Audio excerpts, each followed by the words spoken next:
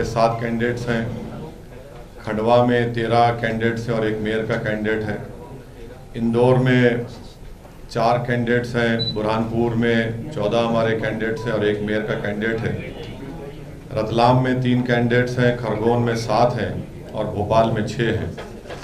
तो हम लोग यहाँ पर अपने सियासी सफ़र का आगाज़ किया है मध्य प्रदेश में, और हमारी पूरी कोशिश ये है कि ना सिर्फ ये लोकल बॉडी इलेक्शन बल्कि आने वाले 2023 में जो विधानसभा के चुनाव होंगे उसमें भी हम लोग हिस्सा लेंगे। और हमारा मकसद ये है कि अल्पसंख्यक समाज हो या दलित समाज हो या आदिवासी लोग हो, उनके साथ मिलकर मध्य प्रदेश में एक तीसरा विकल्प का यहाँ पर एक पॉलिटिकल स्पेस भी है और एक वैक्यूम भी है।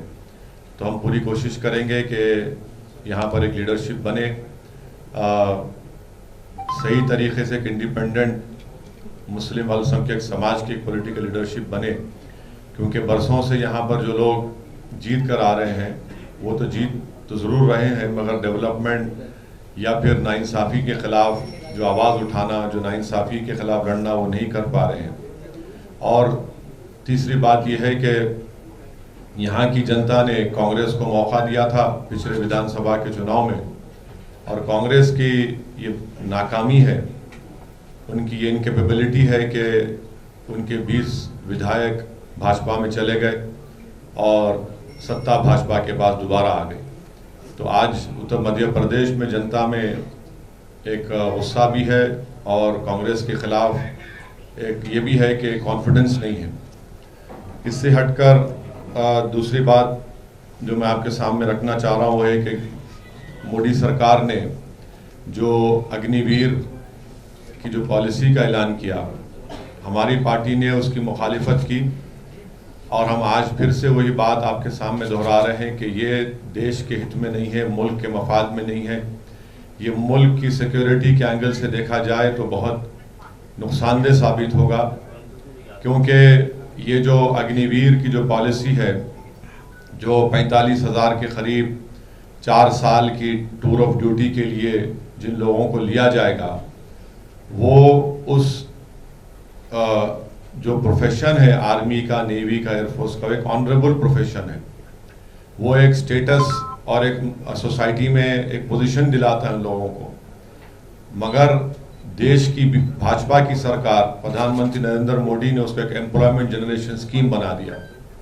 इसीलिए आज आप देख रहे हैं कि गवर्नमेंट ऑफ इंडिया की तरफ से आज एक प्रेस नोट आया कि करीब 1 करोड़ या 80 लाख के करीब या नंबर दिया गया है, अगर मैं गलत नहीं कह रहा हूँ, तो इतने लोगों ने अप्लाई किया है। सवाल ये है कि हमारे पास 1 लाख वैकेंसी है, और उस 1 लाख वैकेंसी को ना तो हम पूरा कर रहे हैं, ना उसको उसमें फुलफिल कर रहे हैं।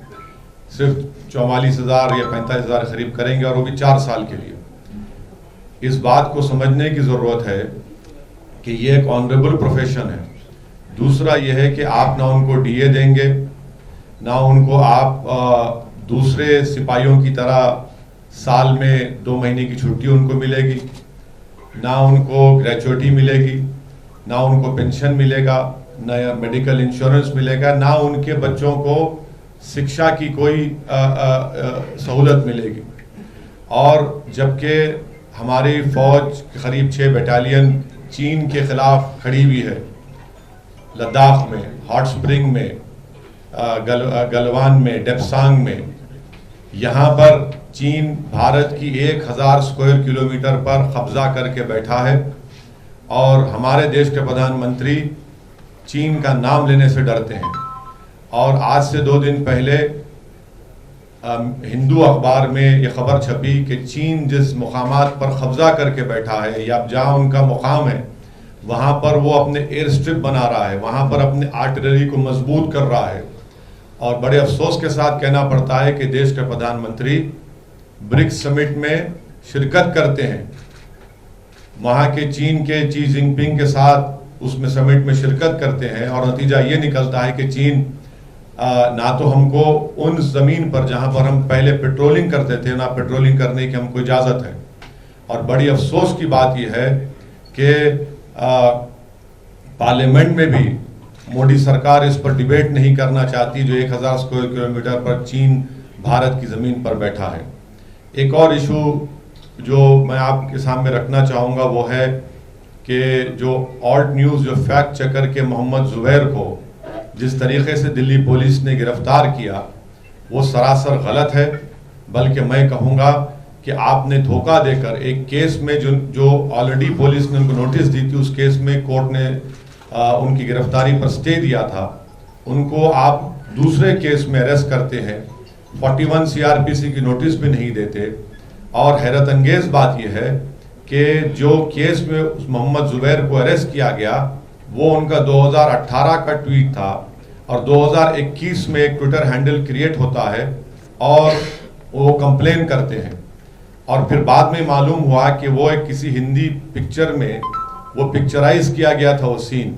तो अब ये मुझे समझ में नहीं आ रहा कि दिल्ली पुलिस क्या उस पिक्चर को जो सेंट्रल बोर्ड सर्टिफिकेट ने सर्टिफिकेट दिया उनको भी अरेस्ट करेंगे क्या जो पिक्चर बनाने वाले जो आज भी लोग हैं उनको अरेस्ट करेंगे क्या? फारूक शेख तो जिंदा नहीं है और उसके प्रोड्यूसर ऋषिकेश मुखर्जी साहब भी जिंदा नहीं है, तो जो लोग जिंदा उनको भी अरेस्ट करेंगे क्या? तो ये हम मोहम्मद ज़ुबैर का जो अरेस्ट हुआ वो गलत हुआ है। और अफसोस की बात यह है कि मैं आपको मेरी बात नहीं बल्कि इंडियन एक्सप्रेस अखबार का हवाला दे रहा हूं कि उन्होंने अपने फ्रंट पेज के ऊपर एक हेडलाइन डाली कि एक तरफ मोहम्मद ज़ुबैर का अरेस्ट, दूसरी तरफ प्रधानमंत्री G7 में जाते हैं और इस बात का ये फैसला करते हैं कि फ्रीडम ऑफ एक्सप्रेशन होगा ऑनलाइन और ऑफलाइन, और यहाँ पर देश में मोहम्मद ज़ुबैर को गिरफ्तार कर लिया जाता है। तो ये नहीं मालूम कि क्या दिल्ली की पुलिस प्रधानमंत्री के उस पॉलिसी को सबोटाज करना चाहती है या फिर यही सही पॉलिसी है देश के प्रधानमंत्री और उनकी सरकार की। और आखिरी बात जो कल उदयपुर में हुआ, मैंने उसका कंडेम किया है स्ट्रॉन्गेस्ट वर्ड में, और ये कत्ल है, ये जुल्म है, ये जुर्म है और किसी को भी अख्तियार नहीं है कि वो अपने हाथ में कानून लेकर किसी का कत्ल करे। और हम उम्मीद करते हैं कि राजस्थान की सरकार उस पर सख्त एक्शन लेगी और CRPC और IPC के तहत जो कानून का प्रोविज़न है उसको इस्तेमाल करके उनको सख्त से सख्त सज़ा दिलाएगी। मैं ये मानता हूँ कि राजस्थान की पुलिस अगर थोड़ा चौकस रहती तो ये वाक़या नहीं होता, क्योंकि आज मीडिया और प्रिंट मीडिया में मुझे पढ़ने का मौका मिला कि कन्हैया लाल को जो टेलर हैं जिनकी हत्या कल की गई इन दो जालिमों ने किया, तो उनको तो पहले अरेस्ट किया गया था, फिर वो बेल पर निकल कर आए, फिर उनको उनको धमकियां मिल रही थी और उस पर दोनों समाज के लोगों को बिठाकर बातचीत भी हुई थी। अगर राजस्थान की पुलिस हरकत करती तो जिस तरह हैदराबाद में भी नुपुर शर्मा के खिलाफ किसी ने इसी तरह एक बकवास की थी, तो वहां पर तेलंगाना की सरकार ने इमीडिएटली उस शख्स को गिरफ्तार किया और 307 और थ्रेटनिंग का जो IPC का सेक्शन लगाकर उसको जेल को भिजाया। तो अगर वो हरकत करते तो कल वो हरकत नहीं होती। बहरहाल वायलेंस की कोई जगह नहीं है। जिस तरह से वीडियोस बनाए गए थे पीलू खान के, रगबर के, और इसी राजस्थान में उदयपुर है शायद, यहाँ वही जगह है, आपको याद होगा कि एक शख्स ने एक बंगाली लेबर को जो मुसलमान था उसका भी वीडियो बनाकर उसको इसी तरह हैक किया, फिर उसको जलाया। तो ये वाक़यात इस बात को बताते हैं कि रेडिकलाइजेशन कैसा फैल रहा है इस देश में। तो इसलिए हम अपनी पार्टी की तरफ से कल के वाक़े की सख्त से सख्त मजम्मत करते हैं, कंडेम करते हैं, और हम ये कहना चाहते हैं कि रूल ऑफ लॉ प्रिवेल होना चाहिए। किसी को भी अपने हाथ में कानून लेने का इख्तियार नहीं है। देश के संविधान के तहत प्रोटेस्ट होना चाहिए, पीसफुल प्रोटेस्ट होना चाहिए। यकीनन हमारा डिमांड यह है कि नुपुर शर्मा को भारत के कानून के तहत उसको गिरफ्तार करना चाहिए, और अगर कोर्ट उनको गिल्टी साबित करता है तो कोर्ट कानून के दायरे में रहकर कोर्ट कानून को सामने रखकर उनको सजा भी देगा। मगर नुपुर शर्मा को अरेस्ट करना ज़रूरी है, क्योंकि जब उनको सस्पेंड किया गया तो सस्पेंशन कोई पनिशमेंट नहीं है। असल कानून हरकत में आना चाहिए, और कानून जब हरकत में आ सकता है तो सरकार को उसको इजाज़त देनी चाहिए, जो सरकार नहीं दे रही। तो ये 6 पॉइंट मुझे आपके सामने रखना था। आपका बेहद शुक्रिया। अगर आपके कोई सवालात है तो आप एक के बाद एक आराम से, मैं कहीं नहीं जा। आप इसे मेजर कत्ल इसको जो बता रहे हैं, इसको बार-बार कहा जा रहा है कि एक आतंकी पूरी घटना है। हाँ बिल्कुल, जिस तरह से पीलू खान को मारा गया वो भी आतंक है, जिस तरह से अखलाक को मारा गया वो भी आतंक है, जिस तरह वहाँ पर जो राजस्थान में जो हत्या हुई थी वो भी आतंक है, ये भी आतंक है, सब आतंक है। क्योंकि अब आप जब वीडियो बनाकर किसी का कत्ल करते हैं तो आप आतंक है, तो ये सब वाकयात आतंक है। सर, ये जो कट्टरता बढ़ रही है, खासकर एक खास सवाल में आपके सवाल में, उसके पीछे किसको गुनहगार मानना है? फिर से बोलिए सर, क्या? सर, ये जो कट्टरता बढ़ रही है, आप कह रहे हैं कि जो कट्टरता, देखिए देश में कट्टरता सिर्फ एक समाज में नहीं है, सब समाज में बढ़ रही है, सब समाज में बढ़ रही है। तो भाई जो बढ़ा रहे हैं उनको पूछिए। हम तो ये कह रहे हैं कि भारत के संविधान में रहकर प्रोटेस्ट करिए, आपको प्रोटेस्ट करना आपका राइट है, मगर कानून को अपने हाथ में लेना और आप डिसाइड करेंगे, जज और जूरी बनेंगे, वो गलत है, आप नहीं कर सकते। अरे सब बढ़ा रहे हैं, उसमें कौन नहीं बढ़ा रहा? अब हाँ अब आगे ना दिल की बात जुबान पे आई गई आपके। मैं इंतजार कर रहा था कि कब आप, देखिए मैं इतनी देर से क्या कह रहा हूं, आप तो मेरे रिमार्क सुने हैं, कल हमारा भाषण भी सुने आप, हमारा मीडिया को बोले। हमारी लड़ाई भारत के संविधान के दायरे में रहकर लड़ना हमारा काम है, हम लड़ते रहेंगे। वायलेंस को हम कंडेम करते हैं और कंडेम करते रहेंगे। ये मैंने उसको भी कंडेम किया है। आप देखिए, हमारे नरेंद्र मोदी से जिंदगी भर इंशाअल्लाह ताला डिफरेंसेस रहेंगे आइडियोलॉजी की बुनियाद पर।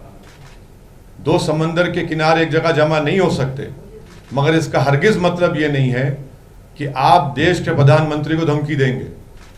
हमारे पॉलिटिकल डिफरेंसेस है और रहेंगे, मगर आप धमकी देंगे देश के प्रधानमंत्री को? वो देश का प्रधानमंत्री है, कैसे धमकी देंगे आप? मोदी जी से नहीं, ऐसी दोस्ती नहीं है जो कांग्रेसियों में है। फ्लोर टेस्ट है, उसमें एमआईएम महाराष्ट्र में कल हिस्सा लेगी। हाँ, उस बारे में हमारे पार्टी फैसला करेगी। अभी तो देखें, अभी मीडिया से मालूम हुआ कि सेना वाले सुप्रीम कोर्ट गए हैं, तो देखते हैं, अगर होगा तो हमको फैसला लेना है, लेकर बताएंगे। सर आप जहाँ भी जाते हैं, हाँ, वहाँ कांग्रेस के वोट काटते हैं, सब बीजेपी का कहना है, वो उनका ये हाँ, इसीलिए नहीं ये देखिए, ओवैसी साहब जहाँ भी जाते हैं भारतीय जनता पार्टी को फायदा होता है। बिल्कुल, इसीलिए साध्वी प्रज्ञा ठाकुर मेरी वजह से जीती। 20 विधायक भाग गए, सिंधिया साहब मोदी साहब के साथ बैठकर चाय पी रहे हैं, मेरी वजह से। हाँ, आपको मध्य प्रदेश में जनता सरकार देती है, आप शिवराज साहब को मुख्यमंत्री बना देते हैं, हमारी वजह से। ये जो साहब बोलते हैं ना, ये इनको दिमाग नहीं है। वो तेलंगाना में भी कांग्रेस के थे, कांग्रेस को दफना दिए, आंध्रा में इनकी वजह से टीआरएस बनी, वो कभी बाद में बताएंगे आपको ऑफ द रिकॉर्ड क्यों बनी। सवाल ये है कि सर आप अपनी दम पर कहीं भी सरकार बनाने की स्थिति में नहीं है। देखिए बिल्कुल सही है, हम सरकार नहीं बनाना चाहते, हम बल्कि मैं ऑन रिकॉर्ड ये कह रहा हूं कि हिंदी हार्टलैंड में जो मुसलमान हैं, हम उनसे अपील कर रहे हैं कि आप सरकारों को नहीं बदल सकते, आप अपने वोट से अपने नुमाइंदों को, दलित और आदिवासी समाज को लेकर आप अपने उम्मीदवारों को कामयाब करिए, ताकि विधानसभा हो या लोकल बॉडी हो, वहां पर आपका रिप्रेजेंटेशन हो, आप अपनी लीडरशिप को बनाइए। तो ये हमारी लड़ाई सत्ता में आने की नहीं है, हमारी लड़ाई हिस्सेदारी की लड़ाई है। अब ये जो सत्ता की बात करते हैं, जो 30-30 साल से यहाँ पर विधायक बने हैं, उनकी विधानसभा में जाकर देखिए, स्कूल तक नजर नहीं आता आपको। यहाँ पर जो लिटरेसी रेट मुसलमानों का है वो लोएस्ट है, और गवर्नमेंट ऑफ इंडिया का डेटा है कि सिर्फ 24,000 या कितने हायर एजुकेशन मुसलमान पढ़ रहे हैं।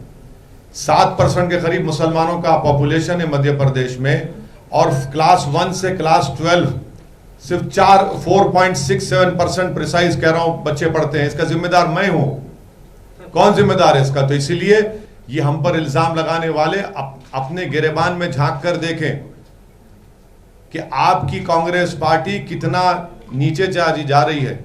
और हम तो उम्मीद करते हैं कि इंशाल्लाह जल्द से जल्द कांग्रेस पार्टी इस देश में कमजोर बल्कि खत्म हो जाए, तभी एक नई राजनीति होगी।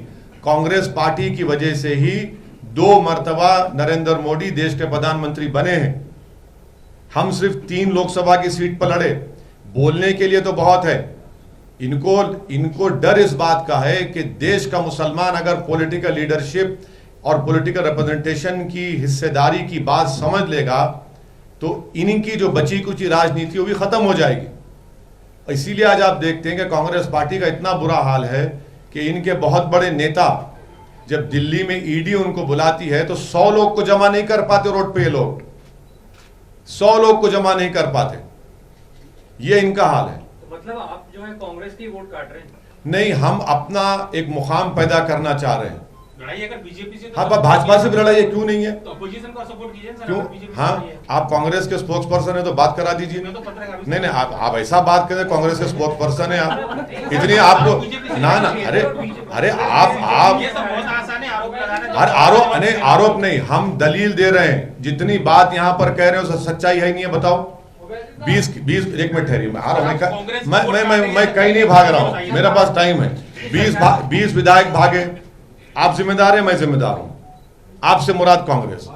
हाँ, 22 सॉरी, सिंधिया साहब भाग गए, आप जिम्मेदार है, मैं जिम्मेदार हूं।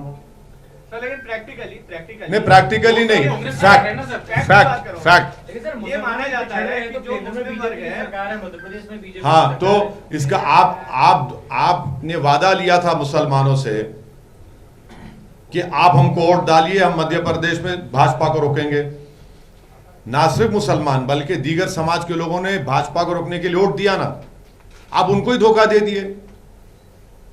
कौन जिम्मेदार है? मैं जिम्मेदार हूं उसका, या लोग मेरे से मिलकर गुलाब जामुन मेरा खाकर भाजपा में गए? आप बताइए। आप में इनकेपेबिलिटी है, इनकेपेसिटी है। अगर आप सिंधिया साहब को राज्यसभा दे देते तो क्या नुकसान होता था आपका? मगर आप जाना चाहते थे। जो पूछ लिए मत पूछिए, जो दूसरे देश में जो राजनीतिक अस्थिरता का माहौल है, मध्य प्रदेश की सरकार गिरी, आज महाराष्ट्र में भी हालात ऐसे हैं, तो इसके लिए क्या वजह है, कौन जिम्मेदार है? अरे इसके लिए देखिए, आप पहले अपने घर को मजबूत करिए। आप अपने घर को मजबूत नहीं कर रहे हैं। आप महाराष्ट्र की बात कर रहे हैं, महाराष्ट्र में आपने स्पीकर क्यों नहीं बनाया? स्पीकर बना देते ना, आप स्पीकर बना देते, आप डिप्टी स्पीकर पर चला रहे हैं। अब अच्छा आपने सवाल किया, अब शिवसेना के लोग भागे, मैं जिम्मेदार हूं क्या उसका? आप बताइए।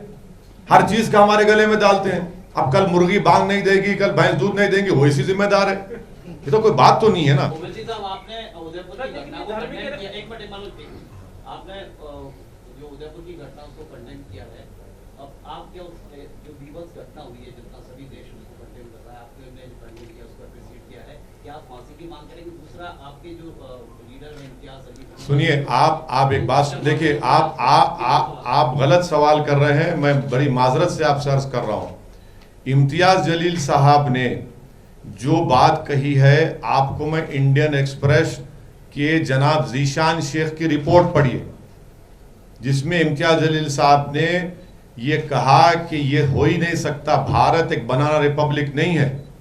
और हमने एज ए पार्टी प्रेसिडेंट हमने कहा कि नुपुर शर्मा को भारत के कानून के तहत अरेस्ट करना चाहिए, और कोर्ट कानून के तहत अगर सजा देगा तो वो सजा देगा। ये हमारी पार्टी का ऑफिशियल लाइन है। और एक बात याद रखिए, ये जो 2 लड़कों ने जो घिनौनी हरकत की है, क्या इनकी तायद में कोई जुलूस निकाला? क्या इनकी तायद में कोई आ रहा है? कोई नहीं आ रहा है। जितने मुसलमानों के बड़े बड़े ऑर्गेनाइजेशंस हैं, सुनिए, सुन तो लीजिए। अरे आप इतना बेचैन क्यों हो रहे हैं? नुपुर शर्मा अगर गिरफ्तार नहीं होंगी तो ऐसी घटनाएं होती रहेंगी क्या? मैं कह रहा हूं क्या?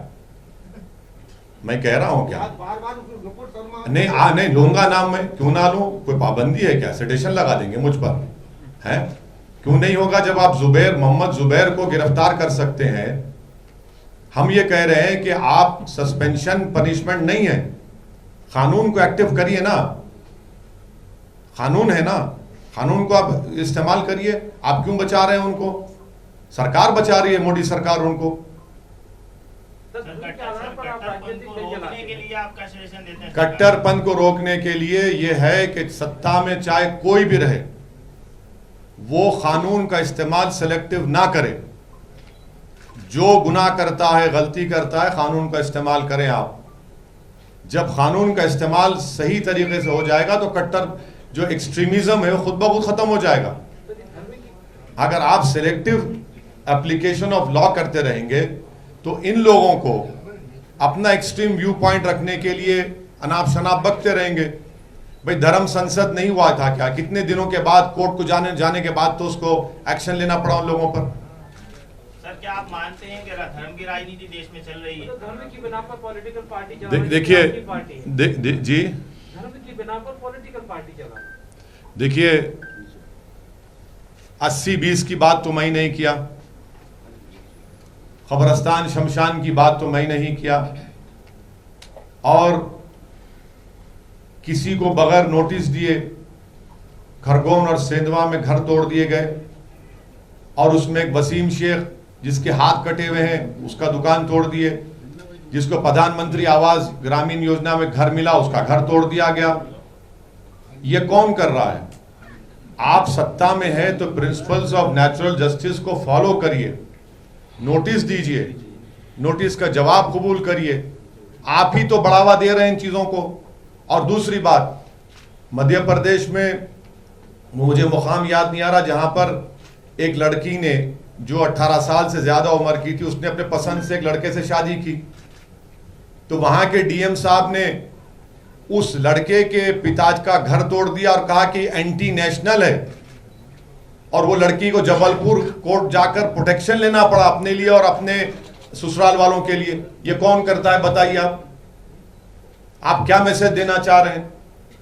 एक्सट्रीमिज्म इससे नहीं बढ़ेगा तो क्या बढ़ेगा बताइए आप कानून को इक्वली अप्लाई करिए ना। और अगर इलीगल के नाम पर तोड़ा जाएगा तो मैं आपको गारंटी से कह रहा हूं, दिल्ली छोड़िए, भारत के जितने बड़े बड़े शहर हैं मोर देन 70% इलीगल निकलेगा। तोड़ेंगे क्या आप लोग? सरकार तोड़ेगी क्या उनको? 70% इलीगल निकलेगा पूरा। तो ये भी तो आप बढ़ावा दे रहे हैं ना इस नफरत को। तो इसको इसलिए हम कह रहे हैं कि रूल ऑफ लॉ सुप्रीम है, उसका इंप्लीमेंटेशन होना चाहिए बस। आपकी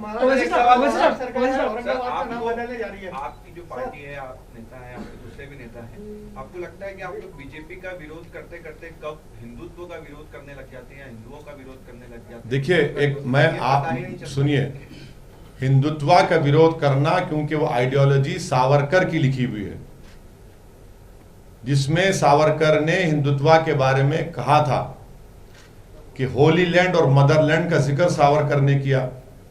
अगर आप वो किताब पढ़ेंगे गोलवालकर की, we the people nation defined, जिसमें उन्होंने उसका और खुलासा किया, तो हम उस आइडियोलॉजी के खिलाफ हैं।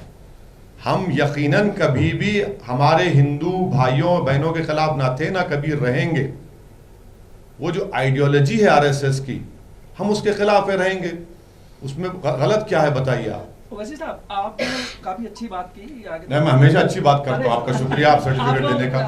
तो एक सवाल मेरा ये था, उसमें उसका जवाब भी एक अच्छी बात से करेंगे आप, कि आपने 2013 में यूट्यूब में आप काफी लोकप्रिय हैं, ये भी एक कॉम्प्लीमेंट दे रहा हूँ आपको मैं। अच्छा। तो आपका एक आ रहा है सवाल, आ रहा है भाई, आ रहा है, मैं इंतजार कर रहा हूँ। सर 2013 का आपका एक वीडियो है एक टीवी चैनल में जहाँ आप बहुत पॉपुलर हैं, तो आपने उसमें कहा था कि 2014 का जो चुनाव होगा वो तय करेगा कि देश सेकुलरिज्म की ओर जाएगा या पोलराइजेशन की ओर जाएगा।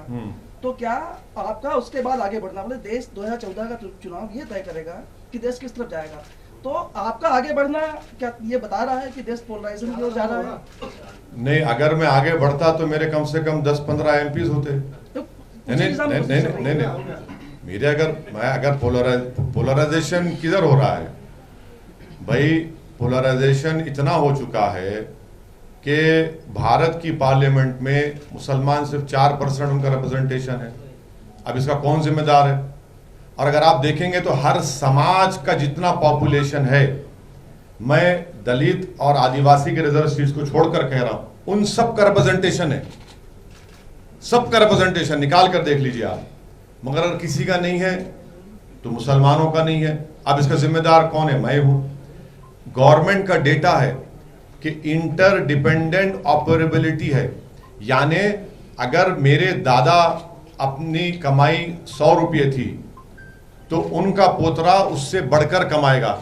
अगर कोई समाज इंटर डिपेंडेंट ऑपरेबिलिटी पीछे हो गया, यानी अगर आज कोई मुसलमान कमा रहा है तो उनके जो दादा कमाते थे उससे कम कमा रहा है। ये डेटा है सरकार का, मेरा नहीं है। तो फिर आपके ऊपर ये बी टीम होने के आरोप क्यों लगते हैं? नहीं, हम लैला है ना। आपने अक्सर मध्य प्रदेश में आप तीसरे अभी जो नहीं पूछे उनको पूछ लें। मध्य प्रदेश में आप तीसरे बगल अरे मैं बोलता एक जो नहीं पूछे। हाँ, हाँ, हाँ, हाँ। कश्मीर से 370 हटाने के बाद कॉमन सिविल कोड की बात कही जा रही है। आर्टिकल 29 और आर्टिकल 42 के पस मंजर में आप इसको किस तरीके से देखते हैं? आर्टिकल 29 और आर्टिकल 42 नहीं, वो तो 370 मैंने पार्लियामेंट में स्पीच में कहा था कि वो एक कॉन्स्टिट्यूशनल ब्रीच है। सरकार ने अनकॉन्स्टिट्यूशनल काम किया है और सुप्रीम कोर्ट में चैलेंज हुआ है। रहा सवाल आर्टिकल 29 का, तो वो तो बेसिक स्ट्रक्चर का हिस्सा है संविधान का। आप उसके छेड़खानी नहीं कर सकते उससे। आप डायरेक्टिव प्रिंसिपल की बात कर रहे हैं, मैं फंडामेंटल राइट की बात कर रहा हूं, आर्टिकल 29। और आर्टिकल 29 के तहत मुझे अपने कल्चर का प्रोटेक्शन का राइट हासिल है और उसी कल्चर के तहत मैं अपने कल्चर को लेकर आगे बढ़ सकता हूं। तो सबको, खास तौर से माइनॉरिटीज को, वो कल्चर का प्रोटेक्शन का राइट है। मध्य प्रदेश के अंदर 2 दलीय व्यवस्था है चुनाव की। अगर 2023 में आपके विधायक चुनकर आते हैं और सरकार में जरूरत पड़े तो आप बीजेपी के खिलाफ जाएंगे या कांग्रेस के खिलाफ जाएंगे? किसके साथ जाएंगे? ऐसा है ना सर, जब शादी हो जाती है उसके बाद जब आप सोचते हैं कि अगर बेटा होगा तो नाम अब्दुल्ला रखूंगा, बेटी होगी तो नाम फातिमा रखूंगा, तो अभी अभी अरे अरे अभी तो इतना जल्दी, आप इतना जल्दी क्यों कर रहे हैं? ठहरिए, अभी तो 22 में है। अरे आप यकीनन आपको बोलेंगे इंशाल्लाह। फिक्र नहीं, हम देखिए, हाँ, अरे ठहर जाइए ना, आपको बताएंगे, फिर आएंगे भोपाल को, आपसे मिल लेंगे, बता देंगे आपको। हाँ, हाँ, कल से फोन लगा रहे हैं, मुलाकात हुई है सर। आपसे मुलाकात तो हो गई ना। विधानसभा में तो उतारेंगे। हाँ बिल्कुल उतारेंगे, क्यों नहीं उतारेंगे? कितनी गाली दे रहे हैं। अरे औरंगाबाद का नाम संभाजी नगर रख रही है महाराष्ट्र। सुनिए, एक बात सुनिए, उनको फ्लोर टेस्ट करना है। अब वो तो नंबर लाओ, वही नंबर नहीं है तुम्हारे पास, तुम नाम बदलने जा रहे। अरे तुम्हारी पार्टी का, तुम्हारे घर का आदमी तुम्हारे खिलाफ खड़ा हो गया, उसकी फिक्र करो। पहले तुम सत्ता तो बचा लो अपनी। और औरंगाबाद में सबसे बड़ा मसला पीने का पानी है। डेवलपमेंट क्यों नहीं करते वहां पर आप? और ये चैलेंज है कांग्रेस का और राष्ट्रवादी का, क्या ये इसको सपोर्ट करेंगे वो लोग? इसीलिए शुरू दिन से मैं कह रहा हूं कि ये जो अलायंस हुआ है राष्ट्रवादी, कांग्रेस और शिवसेना का, ये कैसा बैठ गए भाई आप लोग आकर? 2019 के जो असेंबली इलेक्शन हुए थे विधानसभा के, राष्ट्रवादी और कांग्रेस पुकार कर कहते थे ओवैसी को वोट मत दो, सेना को, भाजपा को रोकना है। जब चुनाव हो गए तो आप तीनों मिलकर निकाह कर लिए। ये क्या बात है? तो यही तो इनकी हिपोक्रेसी है, यही तो इनका ड्यूअल बिहेवियर है, यही इनका कमिटमेंट नहीं है सेकुलरिज्म पर। ये पॉलिटिकल सेकुलरिज्म को मैं कभी नहीं मानता। हाँ, जो देश में सेकुलरिज्म, जो संविधान में सेकुलरिज्म लिखा गया है, उसको मैं मानता हूं। इसी वजह से तो लोग तमाशा कर रहे हैं ना, तमाशा बन रहा है। पीने का पानी नहीं औरंगाबाद में, आज आप चल के मालूम कर लीजिए, आप कितना परेशान है लोग। मुख्यमंत्री वहां पर गए थे, भाषण भी दिए 10 दिन 12 दिन पहले। क्या कर रहे हैं उसके बारे में बात ही नहीं कर रहे आप। किसान परेशान है औरंगाबाद में, पूरे डिस्ट्रिक्ट में, उसके बात ही नहीं करते। अरे आज आपके पैरों के नीचे जमीन खिसक रही है, आप उसको तो संभाल लो प्यारे। ये माना जाए ये नहीं पूछे नहीं पूछो, पूछ लिए ना। सर, मध्य प्रदेश की जनता का भरोसा हासिल करने के लिए आपकी पार्टी क्या करेगी? देखिए, हम तो पूरी कोशिश कर रहे हैं उनका भरोसा हासिल करने के लिए। ये यकीनन बहुत हमको मेहनत करना है, मैं इस बात का इतराफ करता हूं। और अब यहां पर बैठकर बुलंदबान दावे और वादे करना तो वो तो हर आदमी हर सियासतदान करता है, मगर हमको जब मौका मिलेगा इंशाअल्लाह ताला हम काम करके दिखाएंगे। लंबी सर मुकम्मल कर रहे हैं, सर मुकम्मल करने दीजिए ना, कहाँ जा रहे हैं? अरे ले लेंगे भाई, हम लेफ्ट की तरफ भी देख लें, राइट तो है ही। तो हाँ, आप तो मिडिल में हैं, आप तो मिडिल में हैं, हम भी मिडिल में हैं। बोलिए, आप बोलिए। हाँ, हम मिडिल हैं, हम जो है गोल्डन मिडल पाथ फॉलो करते हैं, सिरात मुस्तकीम। अभी क्या मुकम्मल करने दे रहे ही नहीं आपकी बरादरी के लोग, आप रोकिए ना उनको, दिमाग में बात आ रही है वो खींच ले रहे हैं उसको। तो अब बोल दिए वो उसका खत्म। शिवराज जी का एक बार भी नाम नहीं लिया, कमलनाथ जी का 2 बार नाम लिया। हम मामा बोले ना, कल भाषण में बोले हम, देखिए नहीं देखिए, अरे भाई आप क्यों हमारे मुंह में अल्फाज डालते हैं? हमको इन सबको हमसे ज्यादा मोहब्बत है, हमसे ज्यादा इन सबको मोहब्बत है, चाहे कांग्रेस के नेता हो या भाजपा के हों, इन सबको हमारे हमसे मोहब्बत है। हमारा नाम ले लेकर डराते हैं हमारे हिंदू भाइयों को। आप यहाँ आए तो मिलेंगे शिवराज जी से मिलेंगे? आप यहाँ पर आए हैं तो मिलेंगे? नहीं मिले। एक समय था जब कोई भी बीजेपी के नेता भी ये नहीं कहते थे कि आतंकवाद का कोई धर्म नहीं होता, इस तरह की बातें होती थी, मगर अब जेपी नड्डा जैसे राष्ट्रीय नेता या राष्ट्रीय अध्यक्ष भी कहते हैं कि इस्लामिक आतंकवाद बढ़ रहा है। महात्मा गांधी को मारने वाले का मजहब क्या था? क्या मजहब था महात्मा गांधी को मारने वाले गोडसे का? सुनिए हमारी बात, आप पूछ लें सवाल। राजीव गांधी को जिसने मारा उसका मजहब क्या था? सिखों को दिल्ली के रोडों पर उनका जेनोसाइड हुआ, मारने वालों का मजहब क्या था? गुजरात में 2002 का जो कांड हुआ, कौन जिम्मेदार है? दिल्ली का मैसेकर हुआ, कौन जिम्मेदार है? मुरादाबाद उत्तर प्रदेश में ईद उल फितर के दिन ईदगाह में 1980s की बात कर रहा हूं, 450 मुसलमानों को पुलिस ने फायरिंग करके हत्या कर दी। क्या रिलीजन था उनका? ये जो छत्तीसगढ़ में सीआरपीएफ के लोग जो मारे जाते हैं, मारने वालों का रिलीजन क्या है बताइए? इनको ये बात समझने की जरूरत है। जो इखलाक पीलू खान को जो मारा, रकबर को जो मारा और अफरोजुल को जो राजस्थान में मारा, उसका रिलीजन क्या था? ये कन्वीनियंस आप कर रहे हैं, ये गलत है। आप ऐसा मत करिए, हम भाजपा से कहना चाह रहे हैं ये गलत है आपका तरीका। और फिर आप देश के विदेश में जाते हैं प्रधानमंत्री, तो एक बात, यहां पर उनका प्रेसिडेंट एक बात करता है। बताइए इन सब जिसका मैं नाम लिया, इनके मारने वालों का रिलीजन क्या था? फिर बोल दीजिए हमको। सर, निकाय चुनाव में प्रचार करने आए हैं, तो क्या ये माना जाए कि यदि निकाय चुनाव में आपकी पार्टी को सफलता मिलती है तब जाकर 2023 के विधानसभा चुनाव में? देखिए, हमारा काम कोशिश करना है। मेरी जिंदगी जो है ना अब तक की, वो मेरी नाकामियों पर खड़ी हुई है, तो मुझे इस बात की कोई तकलीफ नहीं होगी, क्योंकि मेरा काम जिद्दोजहद करना है, मेरा काम मेहनत करना है, और इसीलिए हम आगे बढ़ते जाएंगे। यकीनन हम विधानसभा के चुनाव लड़ेंगे, इसमें कोई दो राय नहीं है। आपने कहा था कि आपने पहले घोषणा की थी कि 7 नगर निगम में आप उतर रहे हैं, हाँ, फिर एकदम से आप माइनस में चले गए, केवल पार्षद पे आ गए। हाँ, ये क्यों किया गया? अरे अचानक फैसला। अभी ऐसे सवालों से बचने के लिए आपने मेयर नहीं उतारा भोपाल? नहीं ऐसा ना वो भाड़ में जाए ना पुकारने वाले। देखिए, जिंदगी में जो लोग फ्रस्ट्रेटेड रहते हैं उनका फ्रस्ट्रेशन इस तरह निकालते हैं, इसी तरह की बातें करके। हम अपनी संगठन को देखकर, अपनी ताकत को देखकर, ये जो भी हमारी स्ट्रेंथ है उसके लिहाज से हम आगे बढ़ेंगे। ठीक है सर। अच्छा, आप आखिरी सवाल, आपका आखिरी सवाल। मैंने बहुत सारे वीडियो देखे आपको, हमेशा जो बातें होती है धर्म के आधार पे, राजनीतिक लोगों बारे बातें। दूसरा, आप ये कहते हैं कि गरीबी, आदिवासी, अनुसूचित जाति, इनकी बातें होती हैं। इनके जो प्लेटफॉर्म है, जो चुने हुए प्रतिनिधि विधानसभा में बैठते हैं, विधान परिषद में बैठते हैं, लोकसभा में बैठते हैं, राज्यसभा में बैठते हैं, उनकी निश्चित जो सीमा होती है बैठक, वो भी बैठक नहीं हो पाती।